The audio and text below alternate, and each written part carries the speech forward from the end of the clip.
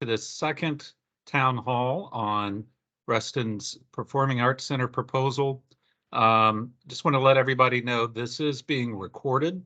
You should have a little note flash up on the screen there, just to make sure everyone knows that. So we will be taking, or I will be taking comments and questions in just a few minutes.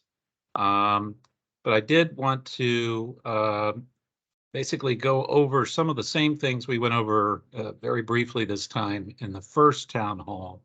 And we do have a slide presentation which covers some of the same material. And these slides will be available after the town hall. So great. Thank you, Shruti, for putting those up. And yeah, if you could maybe put that on slideshow there. So make it a little bigger on the screen. Are you seeing it? I can see it. Yeah, if you could like fill the screen up with it, if you could. Let me try again. It's filling my screen. 1 second. Ah, got it. Well, everyone can see the title slide there. And by the way, we do have, as we did with the first town hall, we do have some county staff here. So if during the discussion, if we get to some points, I'll be calling on some of you to provide additional information as helpful.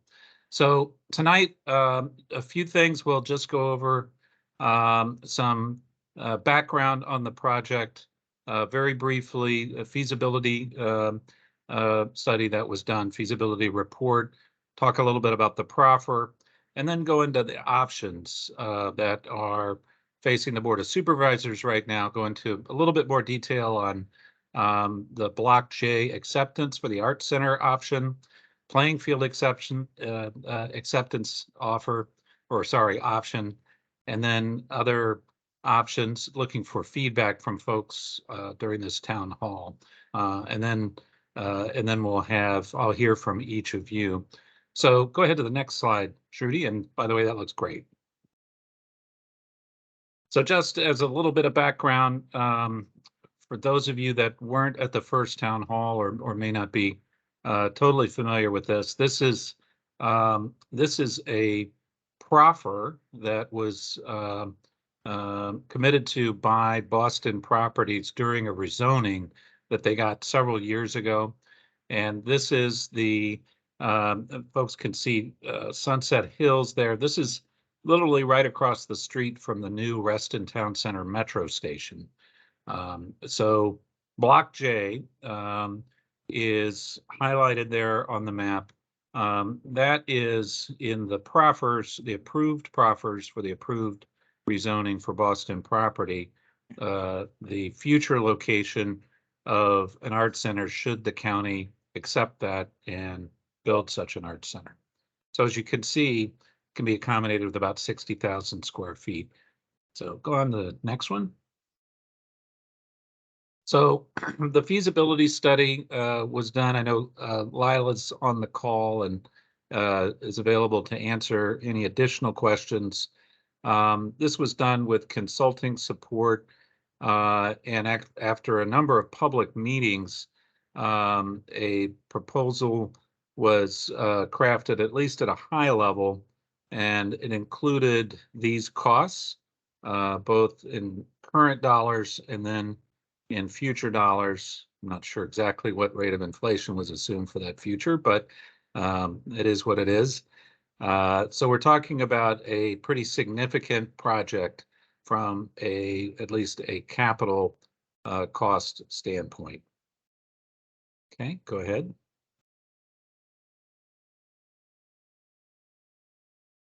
So, oops, there we go. All right, so this is probably too small for most of you to read, but this provides detail on the two proffers that are under consideration. So proffer number 34 related to athletic fields or an athletic field that Boston Properties would provide. and you can see some of the detail there. On the second column, or in the second column, proffer 36 details the Performing Arts Center. So it's basically a performing arts center or athletic field. So um, these are summarized actually on the next slide. Go ahead to the next one. So as I said, we're really looking at these options, and these are options that would need to be determined at the Board of Supervisors by the end of January. The original timeline was the end of July, but Boston Properties was encouraged to and agreed to extend the period of time for 6 months for the county to determine or make a decision on which option to take. So that provided the opportunity for these town halls and also for additional feedback in between and probably after this town hall as well. But the two options are, again, Block J for an arts center or a playing field at a location to be determined. Go ahead to the next slide. So if we look at the arts option, arts center option for Block J, so basically it would, we're really looking for at several options within that art center option, what I'll call it. So these are, I guess, sub options for Block J acceptance.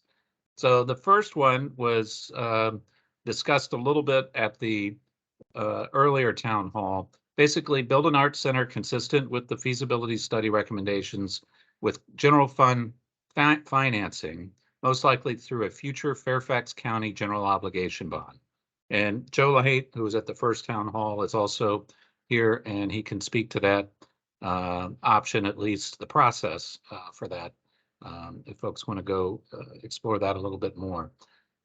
Another sub option, and again, these are not exclusive, the county could also put out a call for proposals to explore interest from other entities, excuse me, that could help fund an art center.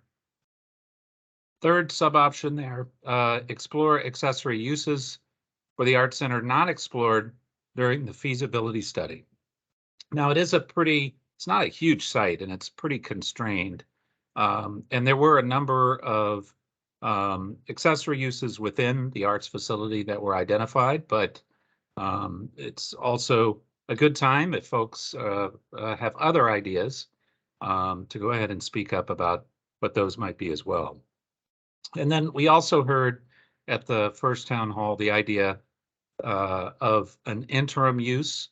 Basically, if the county accepts Block J, what should be done basically before an art center is built there. And one idea that was floated is perhaps a park use of some sort there. Go ahead to the next slide. All right, these are a little smaller. Sorry about the type size here, but there are really three options spelled out in the proffer for playing field acceptance.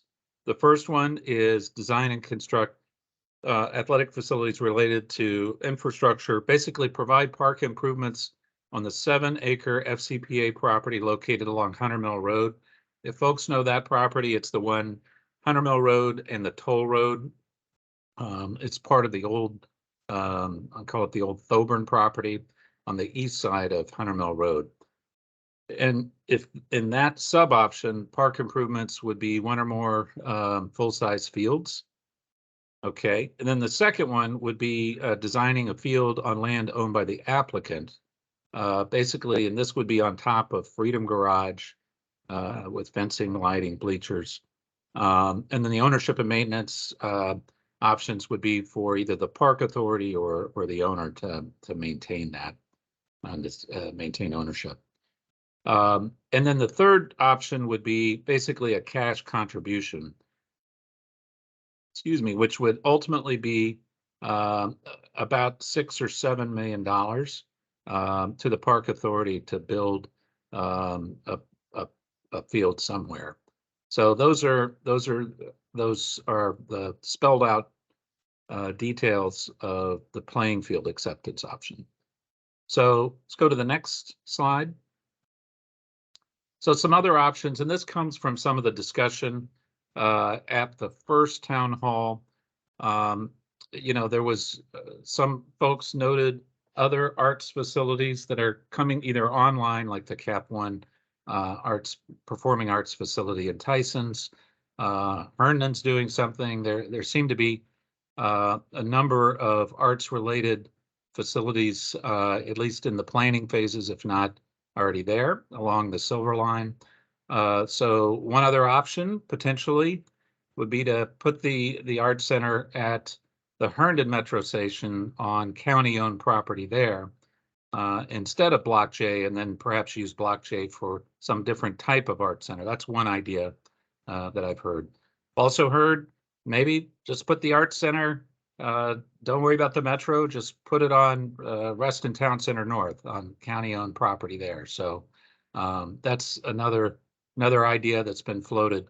And then something else that we definitely heard some different opinions on at the first town hall was the size. 500 seats is what was identified as feasible during the feasibility study.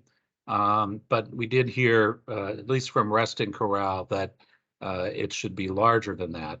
So I'd love to get any additional feedback or insights anyone would like to share. We also heard other things. Tammy, I see you there. I know some concern about operating costs. So if folks have other issues they want to flag, that's absolutely fine as well. So let's go to the next one. And I think the next one's a pretty short slide. There it is. Yes. So let's get right into feedback, ideas. I would say at the last or the first town hall meeting, I think by the end of the town hall, I definitely heard a good amount of support for moving forward with the Art Center. But at this point, I'm still open to hearing other ideas or concerns on any of these things. And what I would ask is kind of like, when we did this in person, if folks could raise your hand electronically and in Teams, let's see, how do you do that in Teams?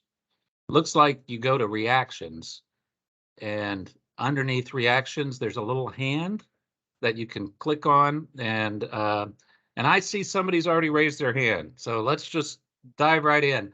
I see Ruth Ann Pinkman raised her hand. So I would ask that after you raise your hand and I call on you, go ahead and unmute yourself and go ahead and make your comment or ask your question. Hey, Walter, it's Ruth Ann. Can you hear me? I can hear you. Susan Welcome. and I are hi. Thank you so much again for doing this. And thanks for everybody. I see there's a lot of participants. Susan and Meeks Versteeg and I are here at the Reston Community Center at rehearsal for our concert, which is Saturday night. Everybody come. You well know our enthusiasm and our support for Performing Arts Center. I'll just reiterate a couple of points that we've made. Which are, we think that the Block J location is ideal, economically advantageous to the county for a number of reasons, which have been, enumerated. Its proximity to transit certainly makes it desirable. The amenities, the hotels, the retail, the restaurants, and things like that. Again, economic advantages to the county. And of interest to people who want to come to the venue.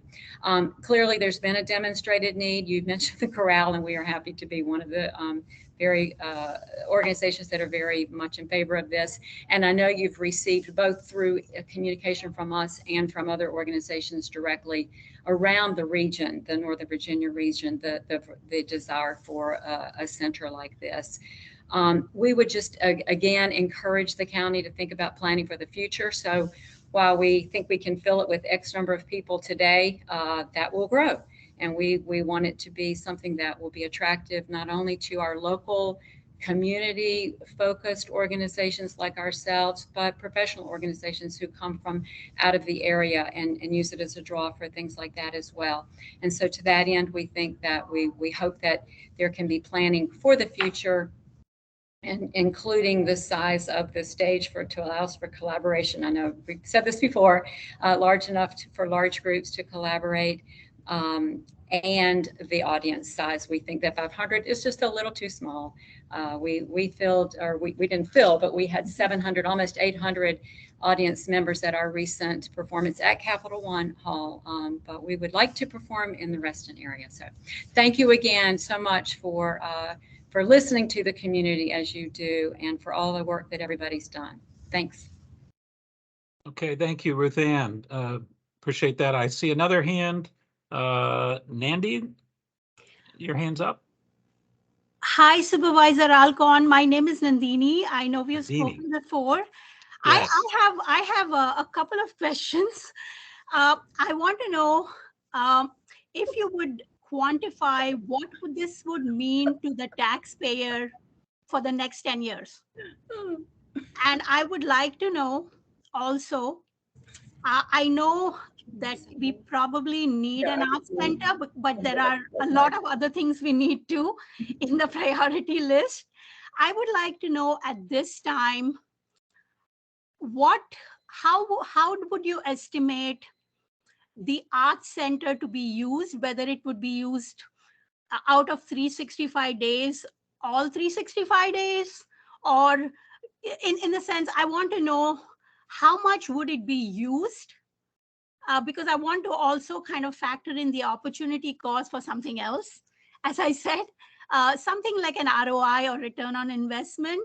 Is it better to maybe just have a park or an athletic field, or not do anything? So I would like more numbers, I guess, what it would directly mean to me.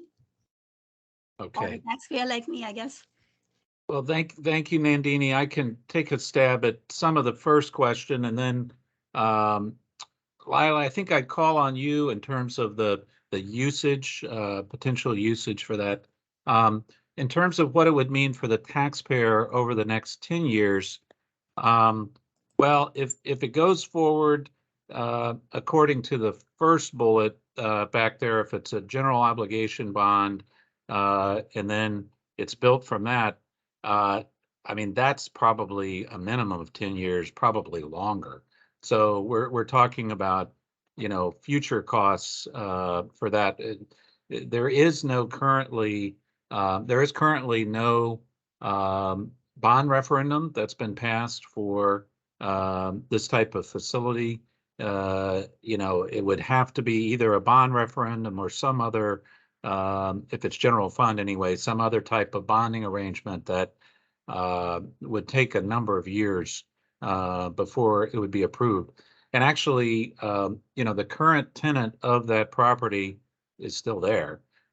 So we're also talking about a number of years before, even if the money suddenly appeared somehow, we're still talking at least, I would say, 5 to 7 years before it could be done physically. So, and then of course, and Andy, this was a topic of conversation. It's not only the capital financing, but it's also the operating financing. And Lila, I think you addressed that last time as well. If you could just touch on that, and also about the utilization. Sure. Thank you, Walter, and thank you, Nandini, for the question. In terms of the utilization, I think the best resource for information about that is to go to the Reston Arts Center Department of Public Works and Environmental Services project page. We have posted we did a study of current use of RCC, arts related facilities, our center stage, theater environment, the community room, where, as Ruth Ann mentioned, the chorale and the orchestra and other groups perform, and as well as the use of our arts education classrooms and gallery facilities at the RCC Lake Ann facility. So that analysis gives a very clear picture of how a multi-venue arts and culture focused operation works, how much use is derived from the various components of it, and how much it costs. And as we mentioned in the first town hall conversations, we've looked at what the economies of scale would be if RCC were participating in or managing the venue operation. And we see no reason to believe that our current resources under Small District 5, the tax rate associated with Small District 5, wouldn't be ample and sufficient to do that. The board, of course, has pledged repeatedly that they have no interest in increasing the Small District 5 tax rate. So with regard to if Nandini, you are in Small District 5, or any of you who are on the hall call here are in Small District 5, there would be no increase to the Small District 5 tax rate. That's the commitment that our board has made to the exploration of this opportunity.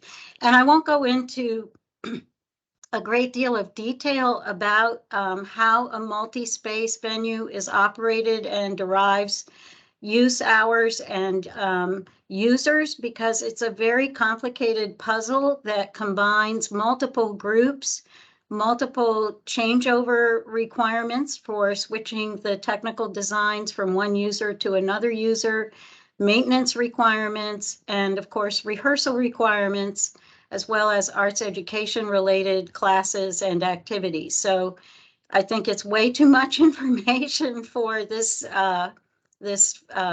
convening, but that study is available. It's available as well on our website, and I'd be happy to personally send it to anyone who is interested in looking at it. Lila, thank you. And Thank you. if perhaps Lila, if you could, or somebody else, put a link to that in the chat. Sure. That could be Sure. helpful. And Nandini, did you have a follow-up before we go to the next question, comment? No, I just wanted to thank you. I might send a note to you, to your office. I Please. have several questions, but I will send a note to you. I don't want to take up too much time, but thank you. Thank you All very right, much thank you. for the Nandini. opportunity. Okay, all right. I see, it looks like Liz has her hand up. If you want to unmute, go ahead. Hey there, can you hear me? Yeah, sure can. Ah, and here I am. Hi, I'm Liz Miketon. I'm the current vice president for the Reston Community Players. So I'm representing our board tonight and listening in. And I just want to share first, thank you so much for offering yet another town hall so we can be part of it and listen in, because it is important. And to share with those on the call, because the number's been growing as we've been chatting. There are a lot of things that some of the artistic groups in the area participate in that you may not know about, especially if maybe you don't go to plays or concerts. A lot of these groups try to have in community engagement, in that, for instance, the Reston Community Players have been receiving grants to help educate children in the neighborhood about theater, dance, acting, public speaking.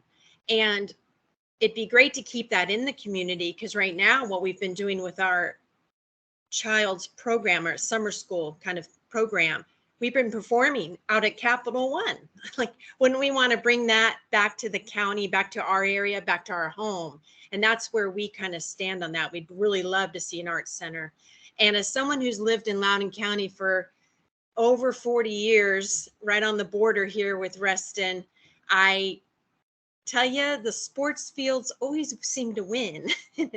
We have to fight for the arts, and there's more than just acting and singing. There's all sorts of grants that help bring back to the community, and maybe not just kids even, but you can have, art workshops. And again, I mentioned public speaking, something that doesn't happen a lot, and we've been engaging in with kids because it's such an important skill to have for the future.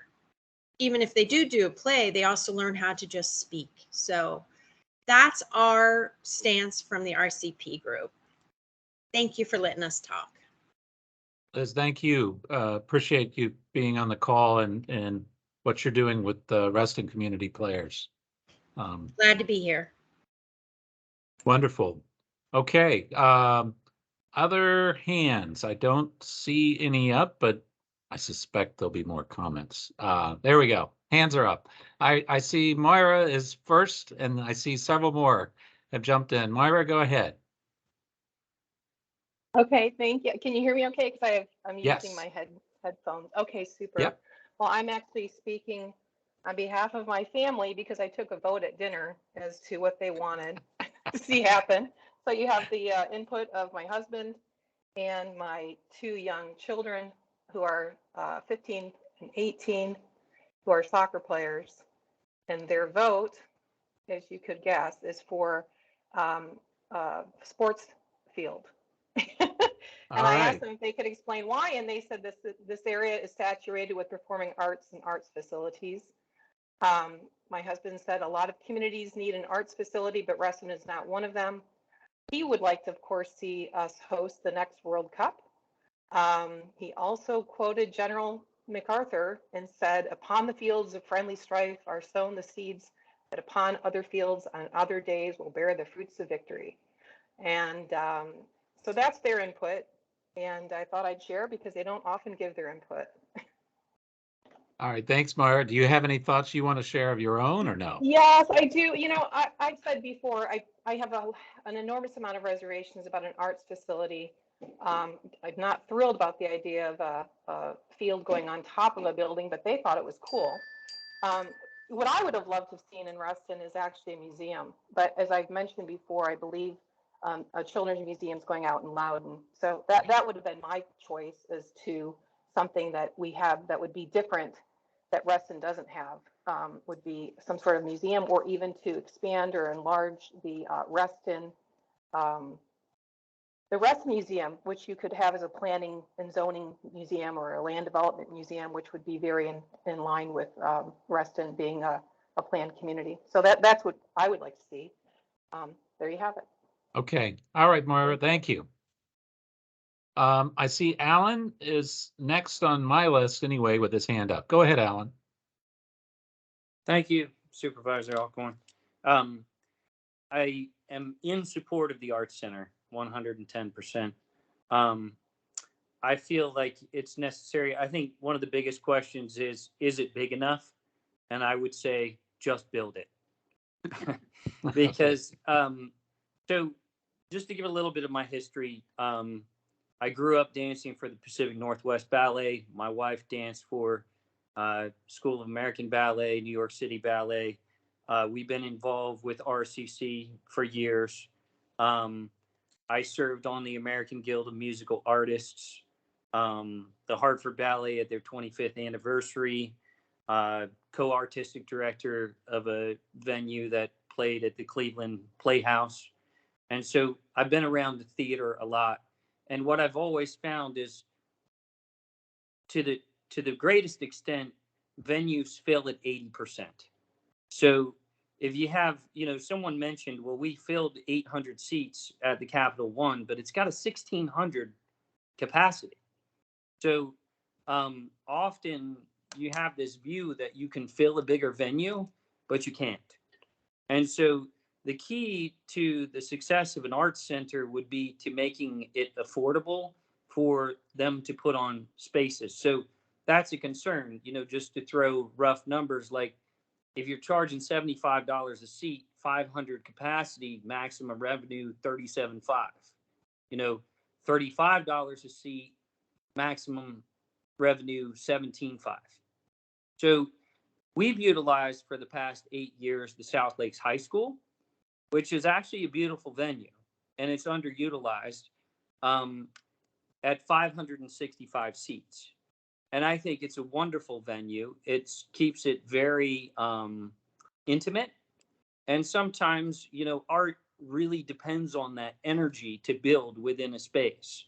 So if you're able to fill 300 of a 500 seat capacity, the energy really builds well. Whereas if you give a 1,600 seat capacity and you only fill it by half, it feels empty. So I think that there's always an opportunity for an artist group to do more than one show. So when you think about possibilities of Saturday matinee, Saturday night, Sunday matinee, we're talking about 1,500 seats. And if we can fill those, that's fantastic for the community. And also, if you're filling on different nights, you're bringing more economic, right? It's walkability from our now new metro station and everything. So if you're bringing 500 capacity 3 times in a weekend, people are stopping for coffee, they're getting hotel rooms, they're doing, dinners, everything that's going to build the economic center. How many people do how many things in soccer cleats? That's all I have to say so far. But I'm enjoying the feedback. This is great. Thank you for doing this. All right, Alan, thank you very much. I see Don French. Don, you're next. Go ahead. Okay, great. Thank you. My question is, will this facility just be restricted to local and regional performances and acts, or will it be open to national performances and artists as well? That's a good question. I don't think that's been determined, but Lila, do you have any insight into that? So I think that's something that let us suppose, for the sake of discussion, that the proffer for the arts venue is accepted. And then I think there would be an awful lot more engagement with the community, with the arts community, with the Fairfax County writ large community, and how and for whom and for what kinds of purposes it's programmed. That would be part of that engagement process. What I can tell you is that the RCC arts programming functions on a multi-tiered basis, a multi-level basis. So we bring artists from around the world to the center stage. We place artists in artist residency activities throughout the community.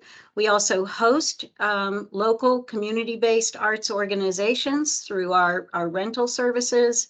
And we present and produce youth arts programming in theater and in the visual arts. So how it's programmed and how the venue is operated, I don't think is something that should be set in stone at this point in time. It should certainly be explored in great depth with our with all of our stakeholders and with stakeholders beyond Reston. And I think the goals would obviously be to make the best possible use of the venue and to make the use of the venue serve all of the constituencies the county wants to support with its arts and culture goals. So that means economic access, transportation support to get people to and from it.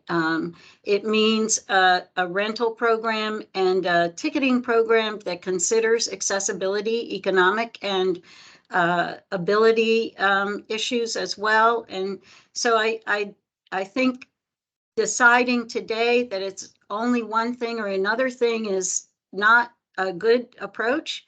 And I don't think it will be one thing or another thing. I think it will be a multitude of different kinds of experiences housed under the one roof. So I wouldn't preclude any kind of presentation from occurring there, nor would I veer very far away from the commitment that county has through its One Fairfax policy and through what the county's operations of arts and culture venues presently is predicated on, which is making the arts a part of everybody's life and making their access to it as affordable and easy as it can be.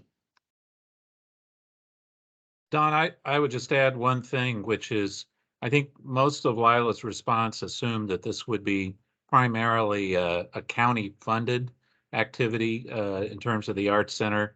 I think the other way, and I'm not saying this is even an option because it's very different, but if you look at Cap One built that facility. I think they pay for the operation of at least the vast majority of it. And Lila, what percentage of time do they have it? It's pretty high, right? So yeah, Cap One uses that facility for all but about 15% of its calendar. So it uses it for both internal purposes as well as for the presented program of professional artists that they contract with an operator to manage the hall and to program it with those outside professional artist presentations. And I think, Capital One has a lot of useful attributes for us to be thinking about and looking at, but we should also keep in mind that Capital One Hall is a unicorn. There are very few individuals who run international banking corporations who want to also build a theater for themselves and for their employees on that campus. And because of the peculiarities of banking law and regulation, Capital One may not operate that theater venue to make a profit. So it is a unicorn in that sense as well. So I think it's a very wonderful asset for the county, and it certainly fills a gaping need that was in existence, particularly if you think of Tyson's as a kind of downtown experience.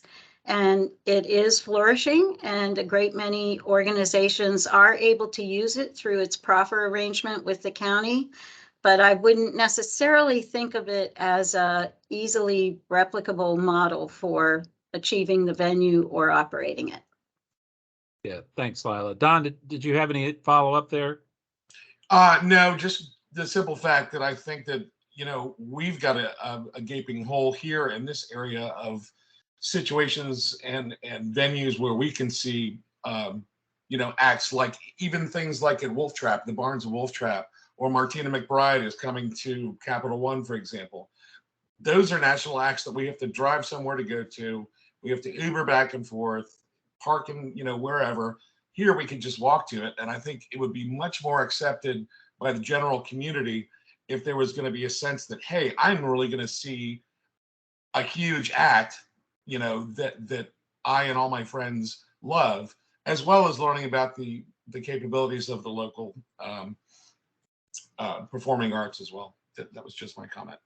Okay. All right. Thank you, Don. Okay.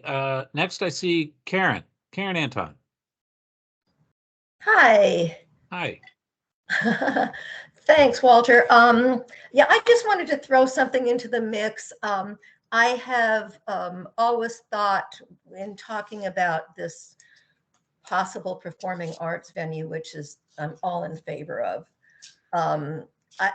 For me personally, I would like to see something that is, could incorporate a lot of different kinds of performance. Via maybe a black box theater, cabaret, stand-up, poetry slams, some dance performances, classrooms, things of that nature. But I wanted to say that coincidentally, in anticipation of joining this town hall tonight, I happened to be visiting a friend in New Jersey the past couple of days. And this morning we were in a town called Frenchtown, New Jersey. I don't know if anybody on this call is familiar with it, but we were walking along this little town, which is very quaint. It's right on the Delaware River. And there was this brick building that said Art Yard on it. And I said to my friend, "What's that?" So we walked over, and unfortunately it wasn't open, so we couldn't go in, but it's this building, and they have other like outbuildings there too. But there's a theater there. I have no idea what the capacity of the theater is. It couldn't be huge because the building was not that large, but they do theater performances, music, film screenings, poetry, storytelling events. It's about communal engagements. If you're interested, it's artyard.org. And I'm pulling up their mission, and it's like, it just screamed Reston to me. And on the grounds, they had public art installations. Their mission it's an incubator for creative expression and a catalyst for collaborations that reveal the transformational power of art. They are an interdisciplinary alternative contemporary art center comprised of an exhibition space, theater, and residency program dedicated to presenting transformative artwork, fostering unexpected collaborations, and incubating original new work. That's what I'd like to see. All right. Okay, Karen, thank you very much. Appreciate that. Artyard.org. Got it. Artyard.org. I said, oh my Free gosh. commercial for New Jersey. Yeah, I have no idea. I don't know anything more about it than what I read online and what I saw. But I thought, you know, if we're talking about something in Block J, you know, I think this would be a really cool thing. All right. Thank you, Karen. Okay. Next, I see Terry Maynard. Welcome.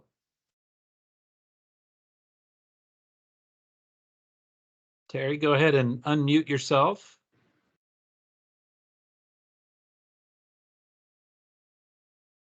All right. Looks like Terry was having some technical issues. I've been there. We'll go back to Terry when he comes back. Scott, you are on. Go ahead and unmute yourself. Great. Thank you, Supervisor Alcorn. I am Scott Cryer, and I bring a few different hats to this discussion, so I'll be full disclosure on that. First, I'm a Reston resident. Second, I am a board member and the current chair of Arts Fairfax here in Fairfax County. And then third, I'm an architect who has had the pleasure of working on Capital One Hall, and I'm actually also working on the team who's putting together the Northern Virginia Science Center, which somebody mentioned earlier, going in Loudoun County.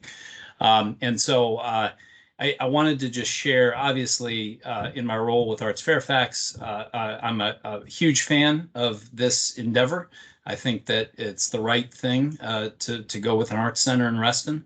And I wanted to just lend, in addition to everything that I've been able to be a part of with my Arts Fairfax hat on, as an architect, I do specialize in arts centers. And one of the things that I've found is most successful in the long-term health and well-being of an arts center is all of the work that's done in advance of the design of the building. You know, the market research, the stakeholder engagement, the reaching out to the community, the trying to understand what is it about this community and the arts groups that are here. And by the way, Arts Fairfax serves over 200 plus arts organizations across this great county. It's really amazing how many folks are plugged in and trying to make art in this region.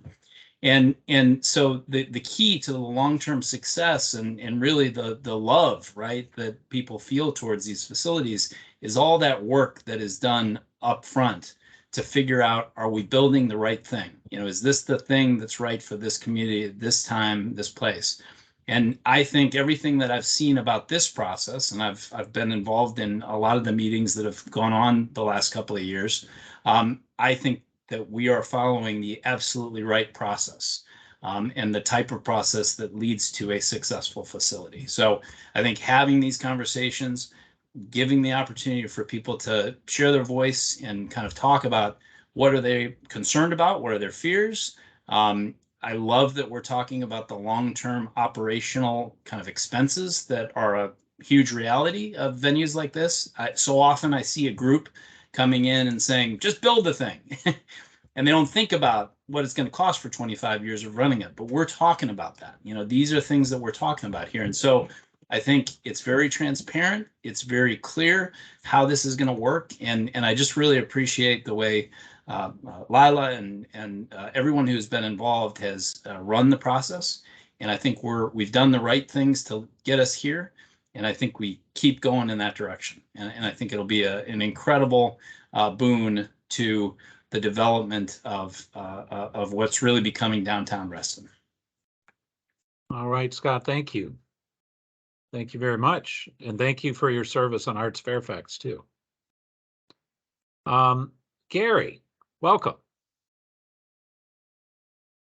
Thank you, Supervisor Alcorn.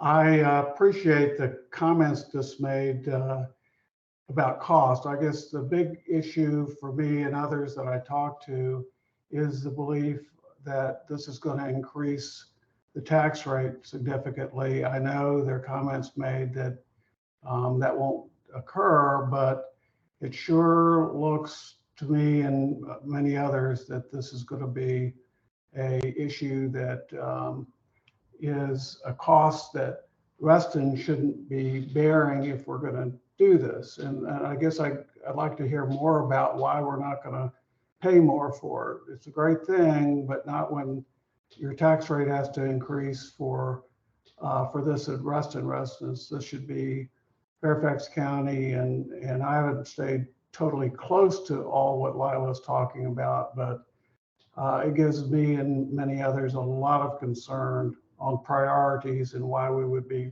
paying for this in Reston. Yeah, Gary, thank you for bringing that up. One of the things that was discussed in the first town hall, and I should have mentioned this earlier, there was discussion not just about capital, but also operating costs, and that's been noted, but also on the capital costs in particular. I remember asking everybody there, who was in favor of small tax district number 5 paying for the capital costs, and I didn't hear anybody say that. So at that point, I basically said, well, then that pretty much closes that door. On the capital side, there was a little more discussion later about operating costs, and Lila, I think you actually had talked last time about sort of the scale of those operating costs. Could you just spend maybe a couple minutes talking about that? Because I think Sure. Gary's concern is about how this gets paid for is valid. Sure, absolutely. So I did put the link, as you asked, to the case study in the chat. So I really hope people who are very concerned, rightly so, about what it costs to operate this kind of venue would really take a look at that case study, because the square footage and complement of facility types and program types of space that we currently operate is similar to what's contemplated, at least at this point, in the program in the feasibility study. So it's a good way to get insight into what it costs and what kind of revenue can be generated, and what kind of utility these spaces deliver in terms of hours of use and capacity. So the other thing I would mention with respect to operating cost, and this is all predicated on the assumption that RCC would actually have a management or operator role. That's not determined yet at all in any case. But I will say this, that regardless of whether RCC or Small District 5 operates this venue or not, we currently turn away as many users as we support in our existing arts-focused space that RCC owns or leases at Hunters Woods or Lake Ann. So over the coming 10 to 20-year time horizon, to meet the level of demand that exists today in terms of rental requests from, and this is just in Reston, I'm not even talking about the whole county, but just to meet the level of demand for the programming we offer today, we are going to have to expand our facility footprint one way or another. We are going to have to acquire more space to meet the demands of a population that I think a lot of folks on this call have been involved in thinking about in terms of Reston's master plan and the likely population growth that's going to occur over the next 20, 30-year time horizon. So the tax district presently has sufficient resources to meet the present day needs with sufficient reserves to anticipate capital improvements and expansion. And so we will be looking at doing that in the coming years, and we involve the community in our strategic planning, so people will certainly know what we're looking at and why and what it might be used for. But the need for these kinds of spaces will not go away, and our obligation to our present mission and our present service district will require us to expand what we are doing now, regardless of whether this comes into reality or not. And we will do that, obviously, considering all kinds of different options and also considering the constraints that the board's commitment to keeping the tax rate where it is, which is rock solid and unanimous on our board, and fulfilling that commitment as we go. I hope that helps. Can I just Yeah, clarify? Gary, go ahead. So you're saying through all of that, the commitment of the board and the county is to not increase the small tax district 5 tax rate. Absolutely. And you 100%. really believe that that can be accomplished? I am completely confident. I don't know how closely you follow our operations, but they're open. All our planning experiences are open. There are voluminous materials on our website, and we are in very solid fiscal health. We've just absorbed and completed an award-winning $5 million aquatics venue renovation project, and not a penny of the tax rate was increased, no diminishment of our programming and services, and we remain in sound fiscal health at this time and intend to do so into the future. Thank you very much. If Terry Bader doesn't get on, I may want to add something. Yeah, I think Terry's he's almost there. So yeah, I'm hopefully. Yeah, Terry, all right, let's go right to you, and I think it may be Bruce that's there, Ramo, but Terry, you go right ahead because I know. Okay, well, you were here earlier.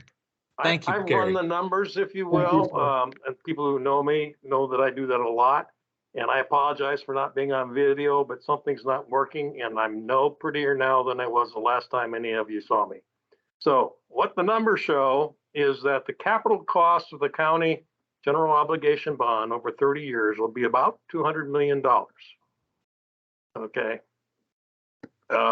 Obviously, Restonians cannot absorb that sum as part of their STD number 5.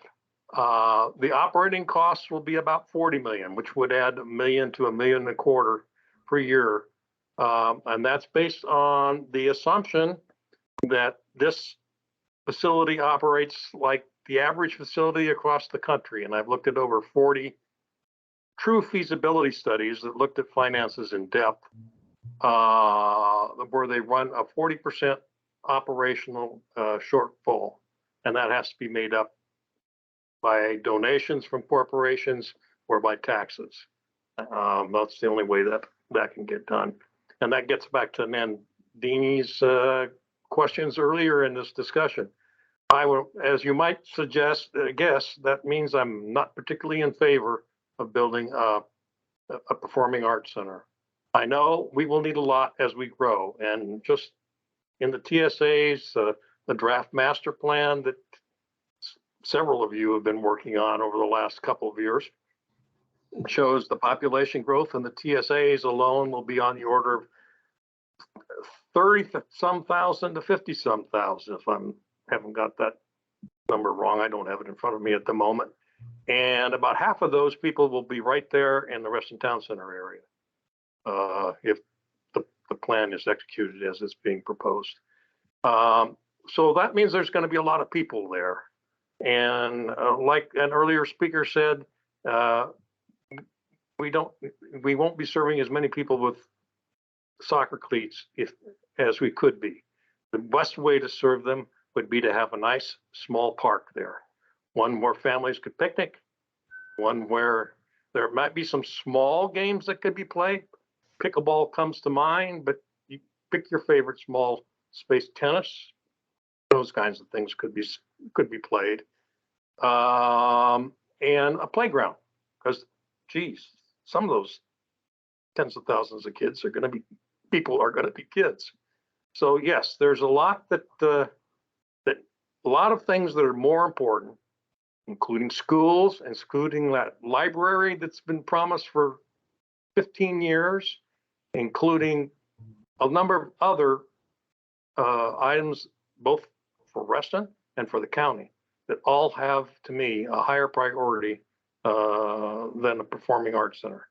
I think the idea of using, as apparently the Corral Society has done, of using a capital center is a perfect answer to their problem.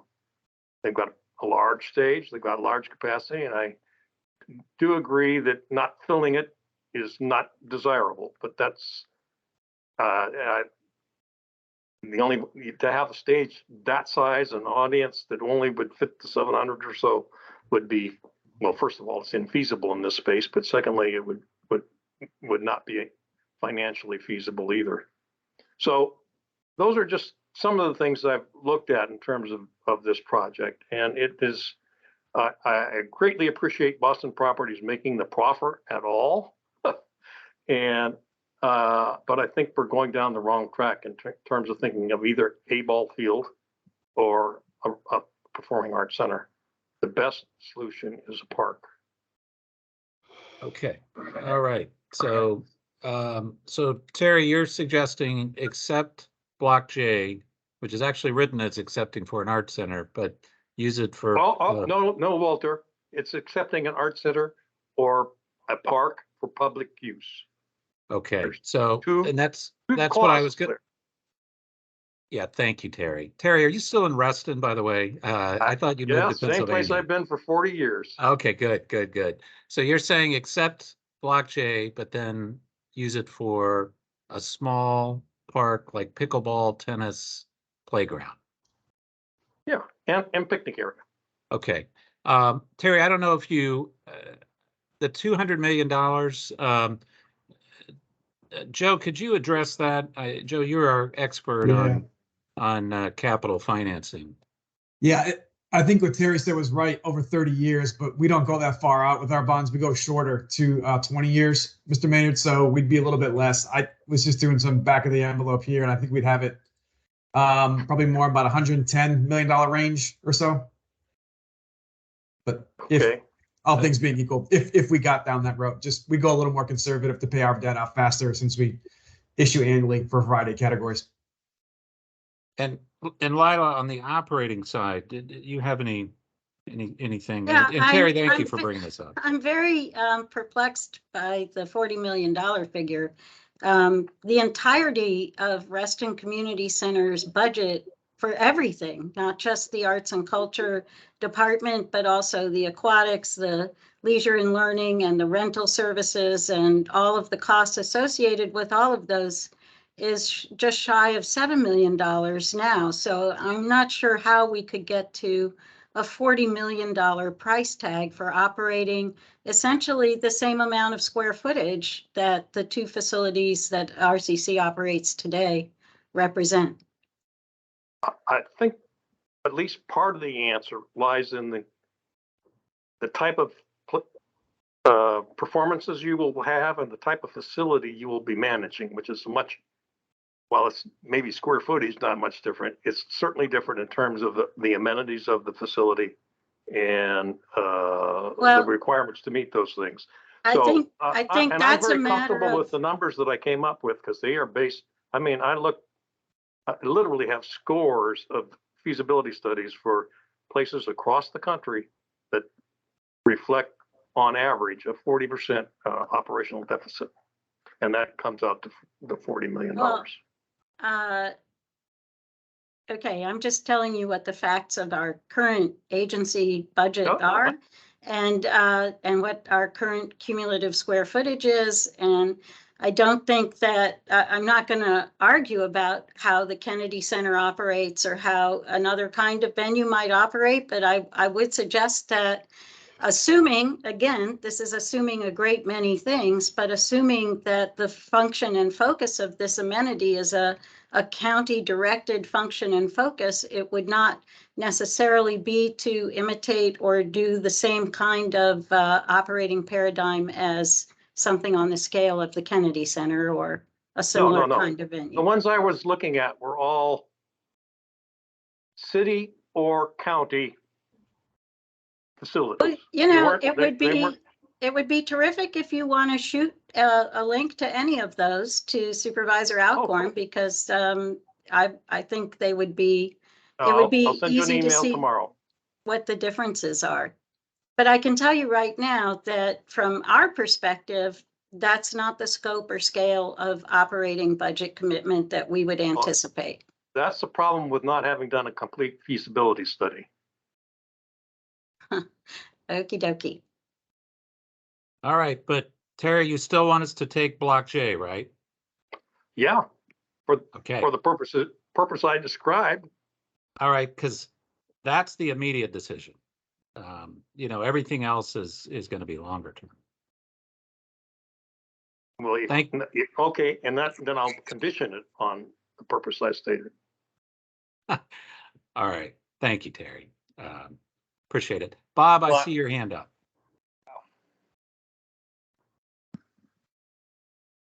Bob Petrine. Yep, I'm here. I'm sorry. Hey, Bob, welcome. I have two screens up, so I was trying to That's find. okay. But I think circling back to Terry's point, first of all, I think it's $40 million over 30 years. So it's not a budget, an annual budget per se, but it is still expensive. And I would be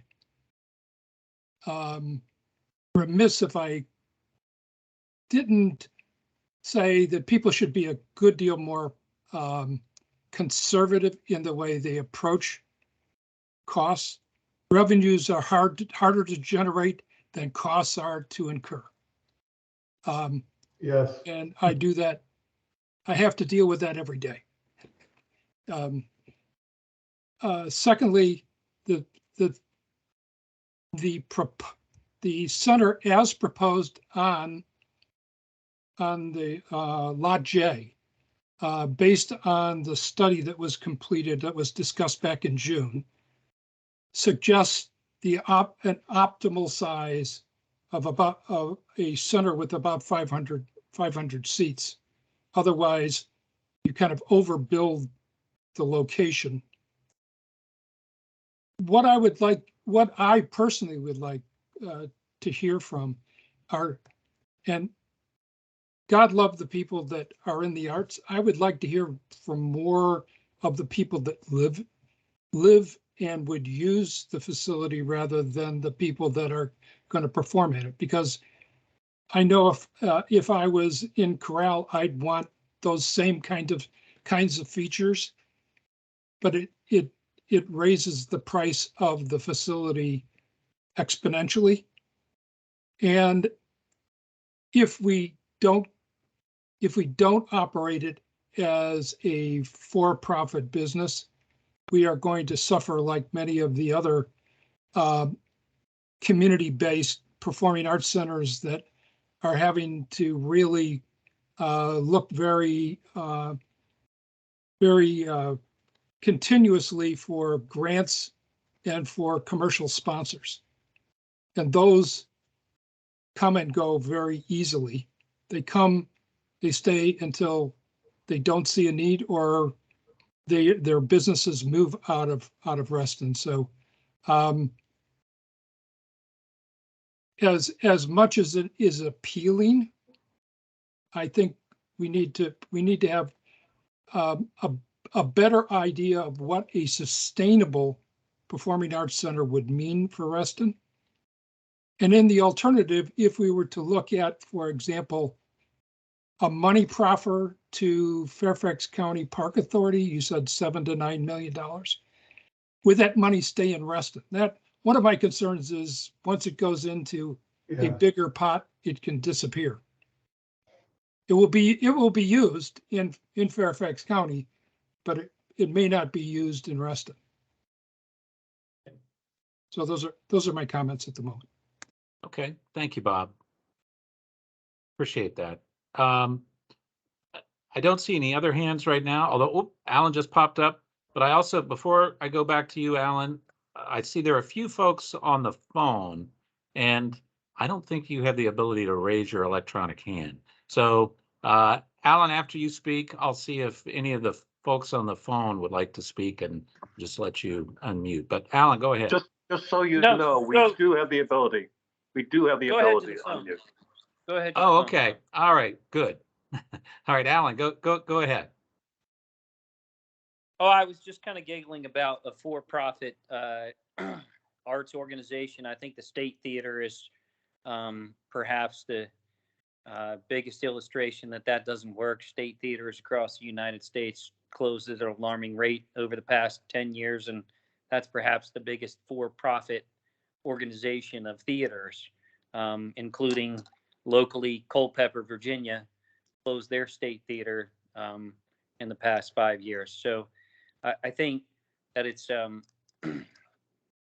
short-sighted to say that we're going to operate a for-profit, Lila, arts organization in Reston, Virginia. And our Reston was built on the ability to live, work, and play in the first, insight. And I think live is synonymous with the arts. And so, again, I just state my support for that. Thank you, Alan. Appreciate that. Did want to check. Oh, I see Moira has her hand back up, and Moira, go ahead. I just wanted to make one really quick comment. Again, this is coming from my children. It's slightly unrelated, but it's related in that a number of years ago, I took him to a meeting about paying taxes for those people who are living in the Dulles Toll Road corridor, the corridor tax. It was a road tax. So I took him to this meeting and he listened amazingly. I don't know, I think he was maybe 8 or 9 at the time. And he came away and he was really upset about this tax and how these people were going to be taxed for 40 years. And he still talks about that to this day. And he even talked about it last week. So don't underestimate that we are a bunch of adults on this call, but we might not be here in 10, 15 years, but our children will be. And they do think about being taxed. So please keep that in mind because it is really important as to what we're burdening them with. Yeah, Moira, I appreciate that comment. I do need to confess that the idea of those special tax districts to pay for transportation originated with after the Tyson's plan, and it was my idea. Frankly, I didn't think. Oh man, I'm going to tell them that. You tell them. You should tell them because the idea was that the county taxpayers at large should not be bearing all the burden for the transportation needed in Tyson's. That was it. He's not happy about it.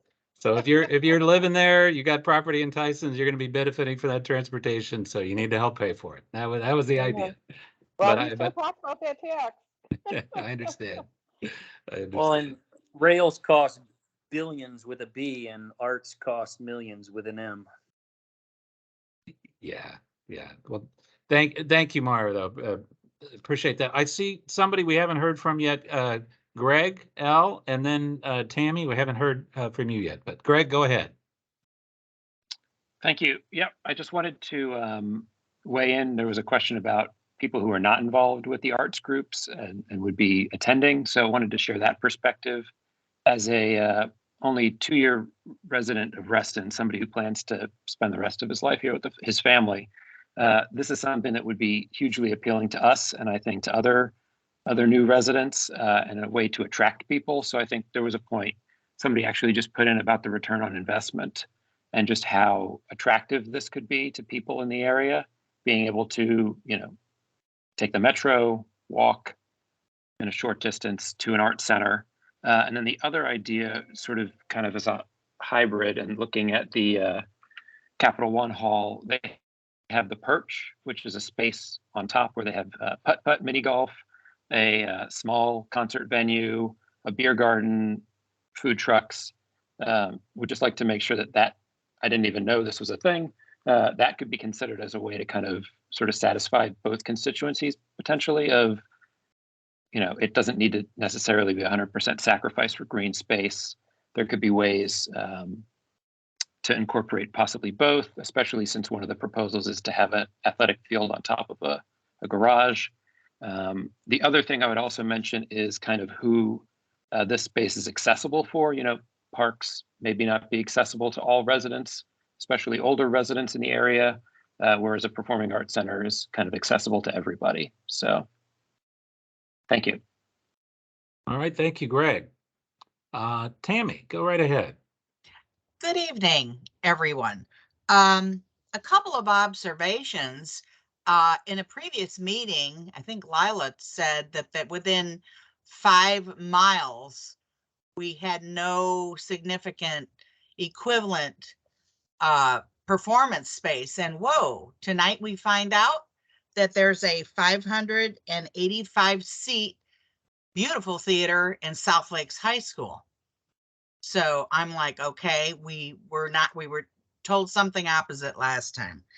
I would like to know another thing.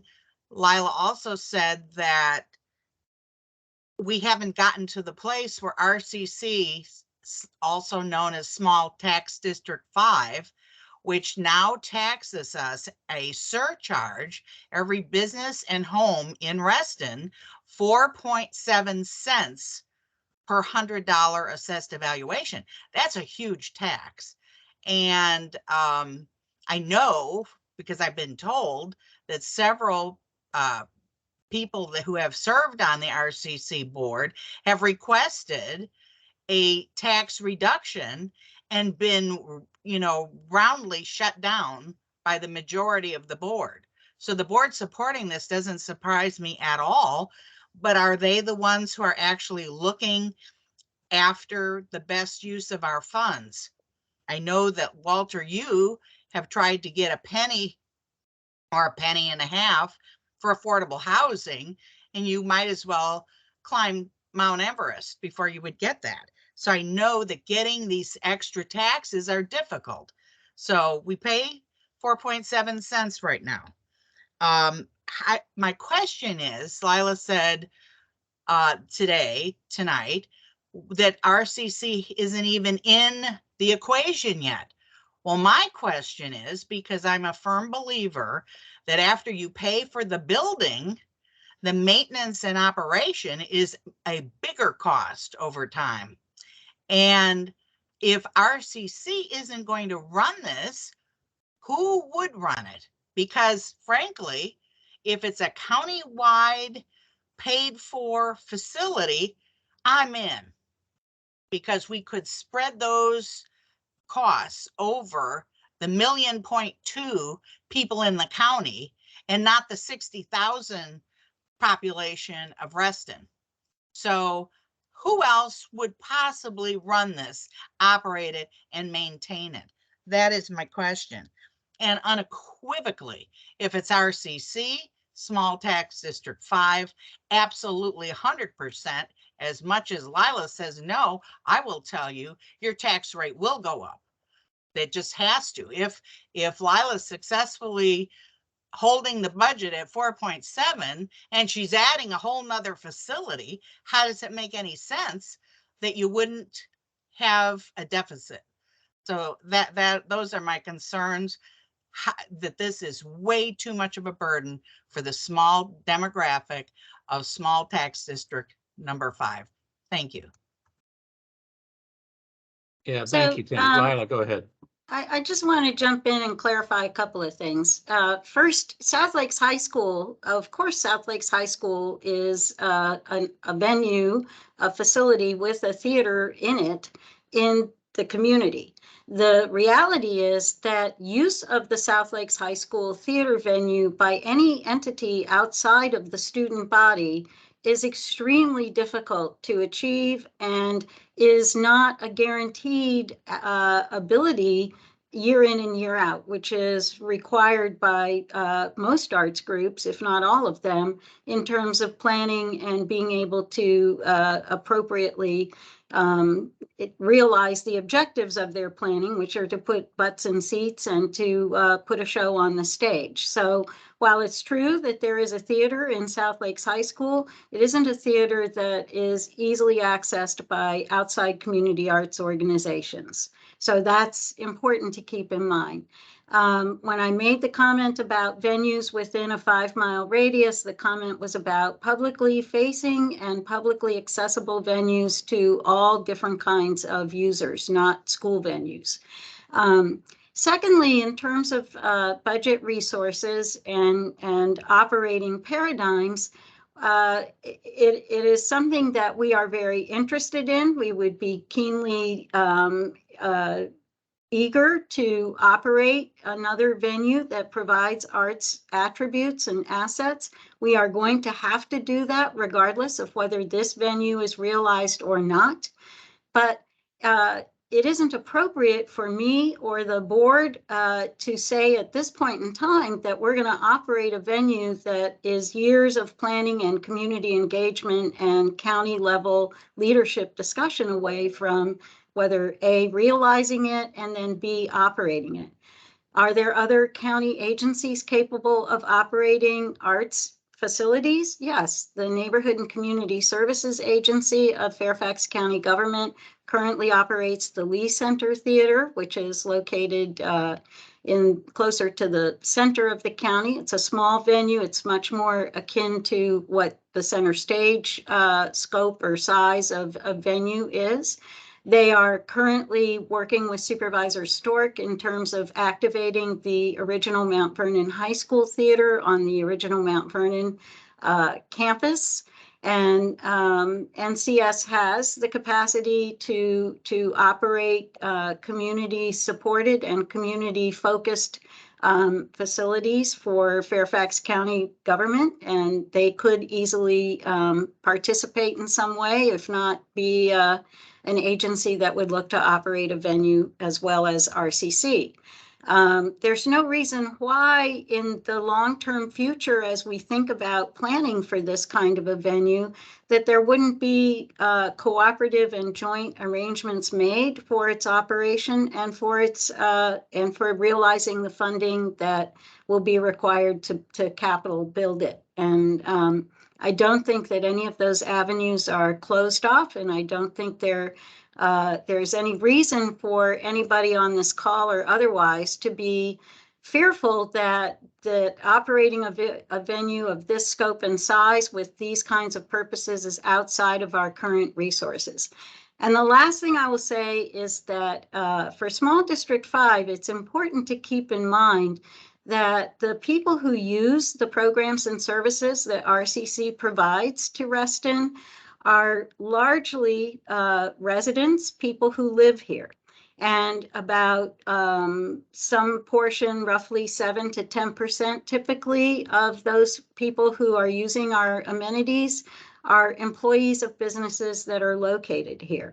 So the vast majority of current users are residents, and the budget that supports their use of RCC programs and services is underwritten to approximately 47% by commercial property owners. So there are already business contributors to the quality of life in Reston, and specifically to the programs and amenities that RCC provides. And that's a significant level of contribution that allows us to provide the scope and array of programs and services that we do. Yeah, Tammy, do you want to follow up? And then Yes. I got to follow up with you, Lila. Yeah. Go ahead, Tammy. Walter, do you think there is any opportunity with the agency that Lila mentioned to operate this thing? That would be, I think a lot of it's going to depend on, frankly, how the project overall is funded in terms of the capital structure. I mean, Lila's right that Cap One was a unicorn, but I think if we see somebody else that, you know, in the community that maybe wants to step up, a foundation or something like that, I think it would be premature to decide right now who the operator would be, because I think whoever might show up with a mission or money might want to say in that. So So that's mainly why I'm reluctant to commit one way or other. But Lila's right. I mean, there are capabilities beyond RCC. Although RCC does, run a very good facility, at Center Stage and otherwise too. Right, and I agree with that. I'm just concerned with this mega facility based on what we already have. Another point that I'd like to make is George Mason University has a splendid big stage and auditorium that is another possibility for the corral and people who need that big stage.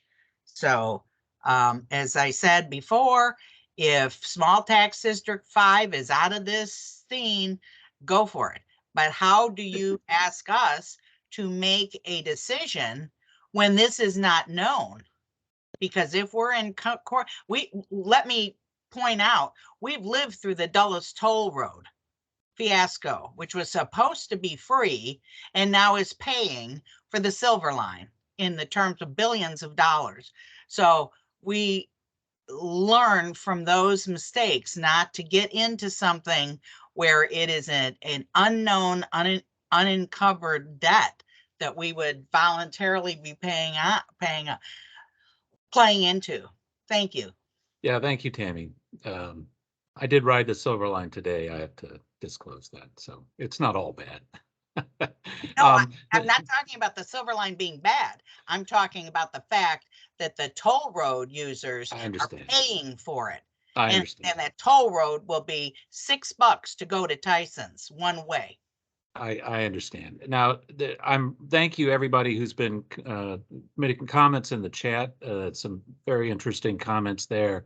There's one that Lila, I wanted to ask you about. Greg L. asked, has there been a discussion of an art center with a park or green space on the roof, similar to the Capital One Hall's The Perch? I don't know if that was part of the scope of the fees, was that looked at all, or that's maybe a later thing? I don't know. What Grimm and Parker did incorporate were the county's environmental guidelines for new construction, and that's very involved, but essentially achieving LEED gold or better in terms of energy efficiencies and environmental outcomes. The challenge with a roof of an arts venue is that a lot of equipment ends up on the roof, and it's a very hard space to do the kinds of you have to accommodate a lot of different levels. So you'll notice if you go to the Perch that all of those things are very cleverly masked, but there are many different levels on the roof of Capital One. So the degree to which something like that could be achieved would be a similar kind of challenge to the Capital One challenge. I think for the purposes of providing a sound cost estimate and a realistic cost estimate, we determined that it was wise to aim for the achievement of the county's environmental standards, which are things like a white roof and, all the building systems and materials and processes of building, but not necessarily, extra user environment on the roof. It's not impossible. Cap One indeed demonstrates it can be beautifully done, but it's also pretty expensive. All right, thank you, Lila. I see Scott and then Terry, and then we'll see if we'll start wrapping it up, see if anyone has any final comments. Scott, go ahead. Thank you. I just wanted to mention, because it's up in the chat a bit and it's a kind of a lengthy chat, but one of the things that I want to encourage everybody to think about, there's a lot of talk about the cost, right? The operational cost and running a deficit within the facility. But I think we have to think, we're talking about this as an investment for the community. And there's really wonderful research out there that has canvassed, 300, that the example I give looks at 399 communities across the United States, a variety of different shapes and sizes, and shows the real economic impact and the amount of ROI on the money that is spent, supporting the arts. And it's real. You know, this is not made up numbers. There's a real positive economic impact that will be provided by a facility like this. And so in addition to all of the cultural benefits, obviously this is a transformative project as far as enhancing the quality of lives of Reston and Fairfax County residents. But there's actually a real economic benefit. And so I just encourage us to not think about the kind of micro scale of this and the cost that the center itself will be running, but the larger impact and the larger economic potential, economic benefits that will be available if we invest in something like this. All right, Scott, thank you. Thank you for that. Terry, go right ahead.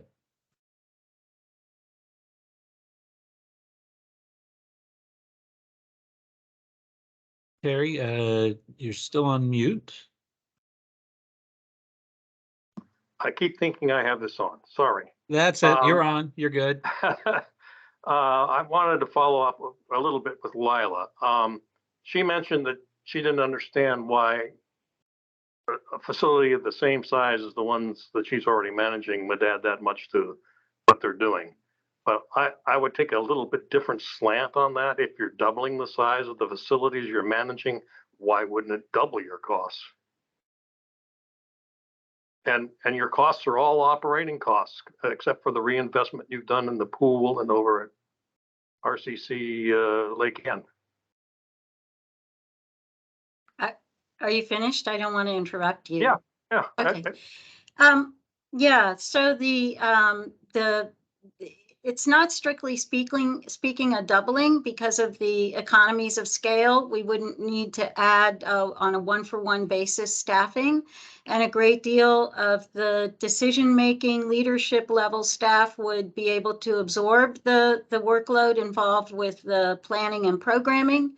What would definitely increase in terms of cost would be part-time workforce costs, and then also, of course, the facility operating maintenance and systems replacement costs. So it isn't a doubling. It's some factor. I haven't, spent hours and hours and hours of my time at this point to figure out the precise cost, but the case study that I linked to in the chat and that you can find on the Department of Public Works website, the case study lays out an awful lot of financial information and should help you, Terry, see how the economies of scale could be easily reached.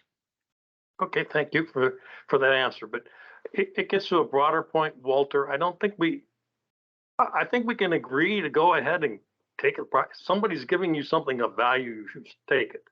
The question of what to do with it needs to be a totally separate issue. And that's what I think most of us are talking about tonight, is whether it should be an activity center or some other thing.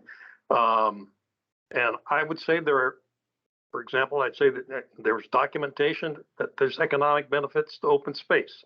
You know that as well as any of us. There's also documentation that that this would result in opening a park there would increase the real estate value of all the properties around it. Maybe not much, each one of them, but there's going to be hundreds, if not thousands, of properties being built there in the next 30 years. So I wouldn't underestimate that a priori. That's enough. All right, Terry, thank you. Appreciate that. I did see Liz, but she popped off, and Gary, you're next.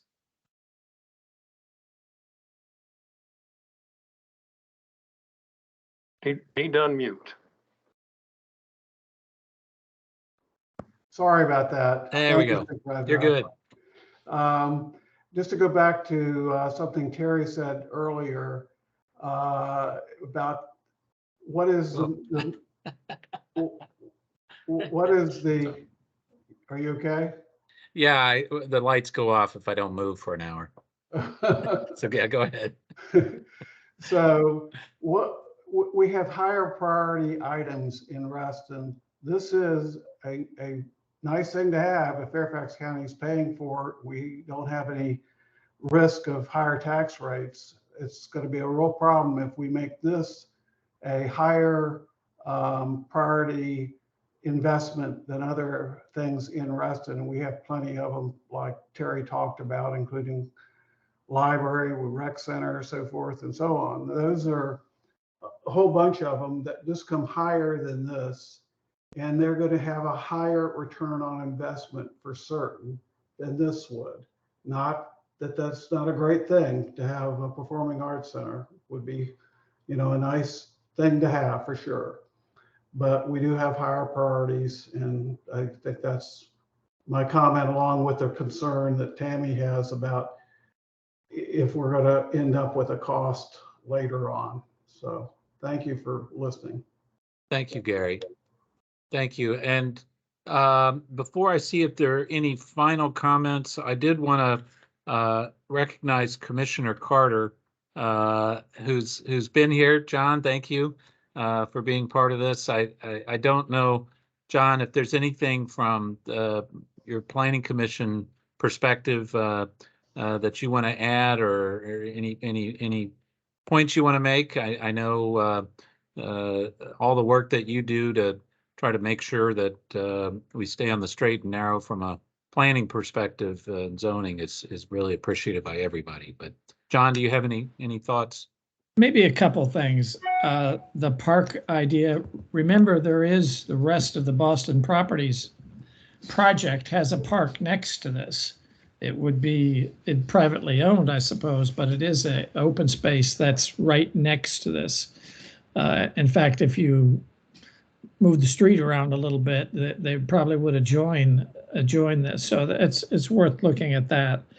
The costs are daunting. They are.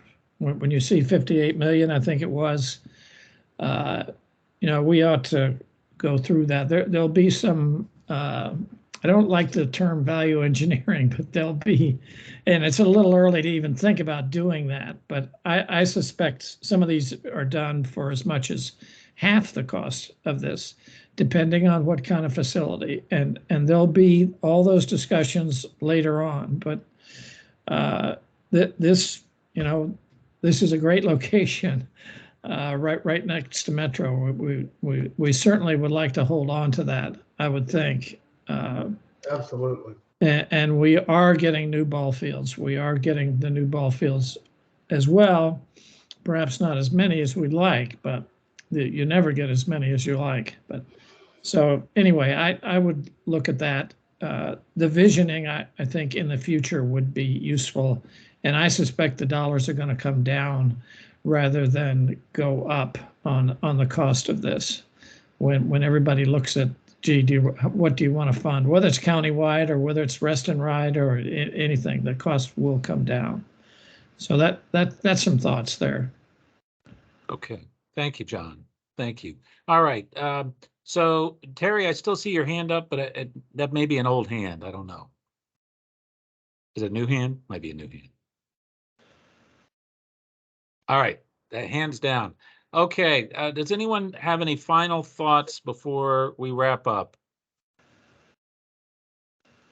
Okay. I want to thank everybody for participating tonight. I thought it was a very good, very informative discussion. Some excellent points were made, and certainly helps me get my head around what the Board of Supervisors needs to do here in the next couple months, and then next steps beyond that. So it's very helpful. Thank you, everybody, for participating in this.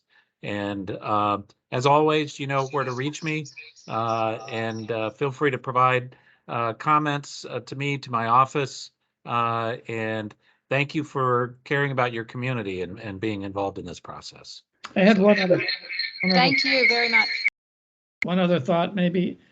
Okay, John, yeah, go ahead. I would like to be one of the first ones to play something, whether it's a park or a facility. I would like to be one of the first ones to play. So anyway. John, we got to live Only that if you long. sing. I got to.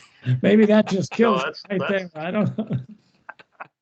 I So don't know. thank you for having the Supervisor Alcorn, and thank you, Lila, for doing a great job on the presentation and responding to everybody. That was a lot of comments you had to deal with. Thank you, Gary. Appreciate that. It's my pleasure, and we love hearing from people. So please keep those comments coming. Yeah. All right. Thanks, everybody. Have a good evening. Thank you so much.